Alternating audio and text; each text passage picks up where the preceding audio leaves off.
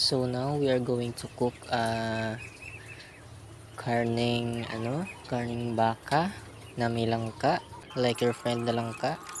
So first, muna, hiniwa-hiwa ko muna yan.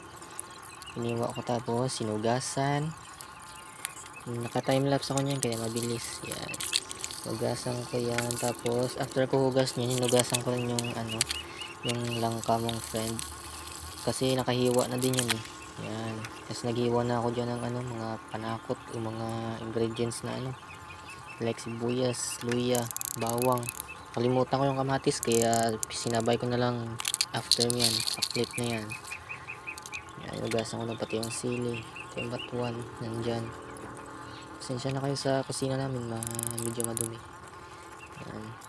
Anyway, nagsasaing ako nyan eh, kaya hindi ako nakakaano. Panaylingon ako sa likod eh. Yan. After nyan maluto ng sinaing ko, niluto ko na rin yung ulam namin. Yan, luto na nga yung sinaing ko kaya yan, sinalang ko na. Nagpaapoy muna ako. Yan. Nagpapakit ako sa camera kahit ang pangit ko naman. Yan. Kaubad ako guys, pasensya na kayo kasi sobrang init sa kusina namin. Nakakahoy kasi yung gamit namin. Yan, yung kamatis oh. Kahoy yung gamit namin, naubos yung uling namin eh, kakahoy muna. Yan. Ang liit ko talaga, ang payat. Yan. Ibuli ko yung sarili ko. Yan. Tinitignan ko yung camera eh. Tignan din sa likod. Yan. Nilagay ko na yung baboy. Yung karne pala ng kalabaw. Baka ba yan?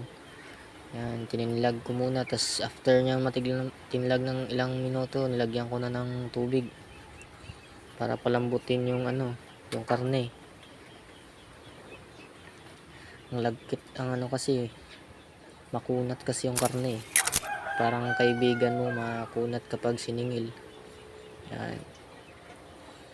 Nagtatagalog ako guys kasi baka hindi nyo maintindihan may mga followers ako na hindi makakaintindi ng Ilonggo or Hiligaynon eh. Yan. Tinimpla-timpla ko na yan after ko laga. Makunat kasi yung karne yan. Tinikman ko na. Nilagay ko yung sili. Tapos nilagyan ko na ng asin tsaka bitsin.